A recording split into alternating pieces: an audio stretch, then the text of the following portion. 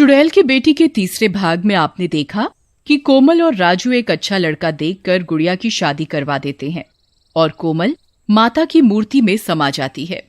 कोमल बेटी, जाओ अपने ससुराल जाओ और खुश रहो बेटी। गुड़िया ससुराल तो जाने लगती है, लेकिन राजू को अकेला देखकर उसे उसकी बहुत चिंता होती है। बाबा, आप अकेले कैसे रहोगे? अरे बेटा, कुछ नहीं होगा मुझे, मैं ठीक हूँ। बस अब तुम खुशी खुशी अपने ससुराल जाकर रहो। जैसे ही गुड़िया जाने लगती है, टॉमी वहां आ जाता है और गुड़िया की साड़ी खींचने लगता है।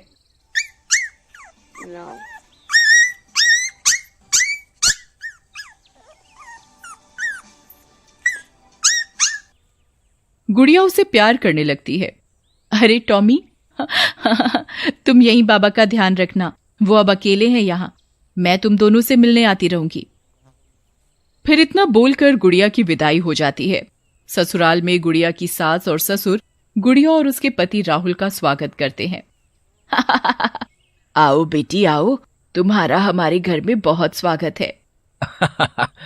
आओ बेटी, तुम हमारी बहू नहीं बेटी हो। फिर दोनों अपने कमरे में चले जाते हैं। सविता की नजर गुड़िया के बैग पर ही होती है। सही कह रहे हो जी, ये बहू नहीं साक्षात लक्ष्मी है। देखो देखो क्या बड़ा सा बैग लेकर आई है, लगता है इसके बाप ने खूब पैसा दिया है इसको। वाह वाह, मजा आ गया।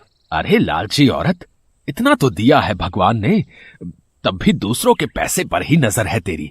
भगवान से थोड़ा डर। जाओ जी, रहने दो, आपको क्या पता सब पैसों से ही होता है। इतना सोना हीरे पहन के तो मर भी जाऊं तो कोई गम नहीं। ऐसा बोलकर सविता वहां से चली जाती है। कुछ दिन तो सविता गुड़िया से प्यार से बात करती है। फिर एक दिन गुड़िया अपने मायके जाती है और जब वापस आती है तो अरे आ गई तुम। लाओ, क्या लाई हो? गुड़िया के पिता राजू ने उसे एक लिफाफा दिया होता है जिसमें पैसे होते हैं। उसे सविता गुड़िया के हाथों से ले लेती है और उसे अपने कमरे में जाकर खोलती है तो उसमें पैसे होते हैं। लो जी, इसके बाप के पास इतना पैसा है, लेकिन देखो तो क्या लेकर आई है, हुन। जेठालाल को सविता का बर्ताव बहुत बुरा लगता है। फिर कुछ दिन निकलते ही राजू बहुत बीमार हो जाता है।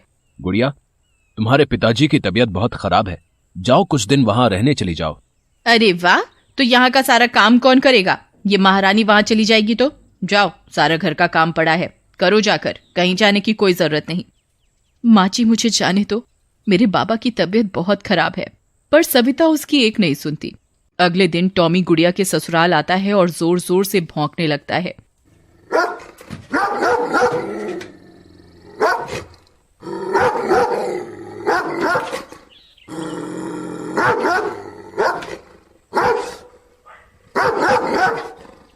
गुड़िया बाहर आती है।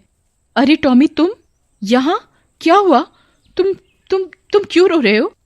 बाबा तो ठीक है ना? टॉमी गुड़िया के कपड़े खींचने लगता है और उसे चलने को कहता है।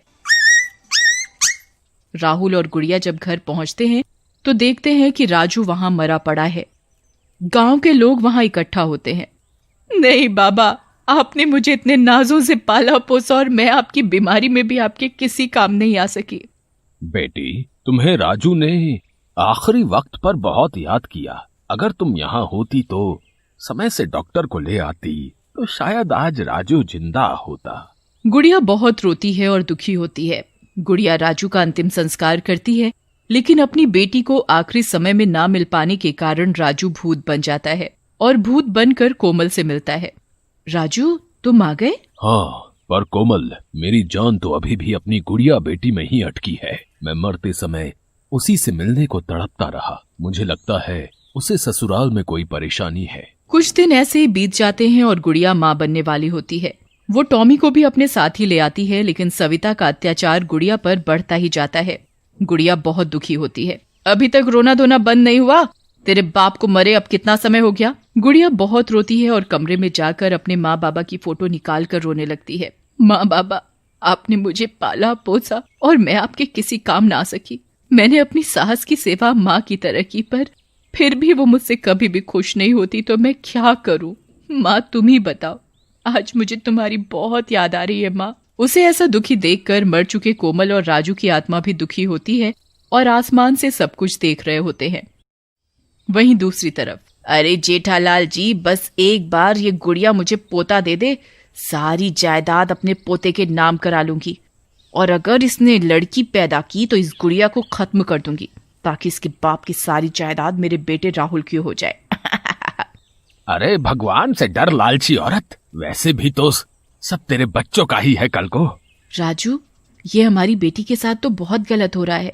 हे माता रानी, अच्छे लोगों के साथ अच्छा ही होता है ना, फिर मेरी बेटी के साथ गलत क्यों?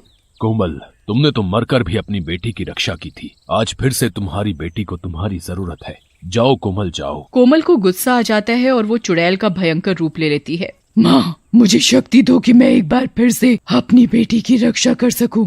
फिर चुड़ैल गुड़िया के सामने आकर खड़ी हो जाती है। गुड़िया, मेरी बच्ची, बस कर, रो मत, देख मैं आ गई। माँ, तुम आ गई माँ। गुड़िया कोमल के गले लग जाती है। बस, अब तुम्हें रोने की कोई जरूरत नहीं। अत्याचार करना और सहना दोनों ही पाप हैं, और मैं ऐसा नहीं होने दूंगी। तुम्हारी सास की नजर हमारी जायदाद पर है। जो मेरे साथ हुआ वो मैं तुम्हारे साथ बिल्कुल नहीं होने दूंगी। अरे कहाँ मर गई, खाना ले आ।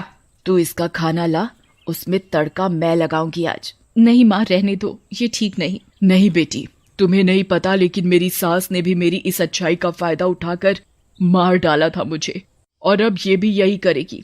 मैं इसके इरादे सुन चुकी हूँ। गुड़िया का मन नहीं मानता और वो पूरी ईमानदारी से अपनी सास को खाना देने जाती है। गुड़िया, तुम बहुत भोली हो, लेकिन मैं नहीं। जाओ, तुम भी खाना खाओ जाकर।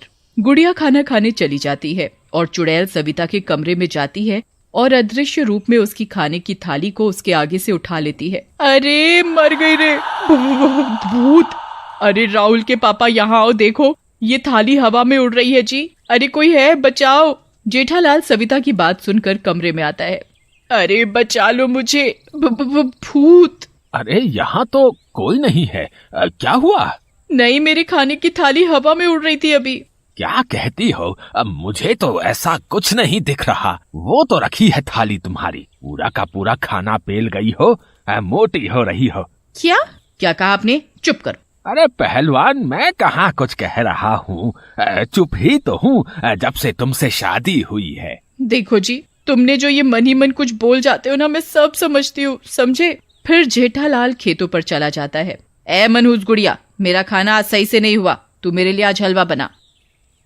पर माँ जी, घर पर तो हलवा बनाने का सामान नहीं है। इतने में राहुल आ जाता है। माँ, इस हालत में गुड़िया कहाँ बाजार जाएगी? मैं सब सामान ला दूंगा। गुड़िया, तुम सुबह से काम कर रही हो, जाओ थोड़ा आराम कर लो।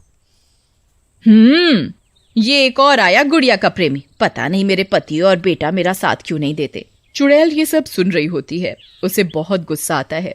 चलो, मेरे दामाद और गुड़िया के ससुर अच्छे हैं, लगता है इसे सबक सिखाने के लिए इसके ससुर से हाथ मिलाना चाहिए मुझे। फिर कोमल जेठालाल के सामने खेतों में जाती है। अरे चुड़ैल जी, मुझे मारना मत, मैं तो सीधा साधा आदमी हूँ। नहीं नहीं, अरे मर गया रे, अरे मर गया। इसके आगे की कहानी देखने के लिए चुड़ैल की बेटी कहानी का अगला भाग जरूर देखें।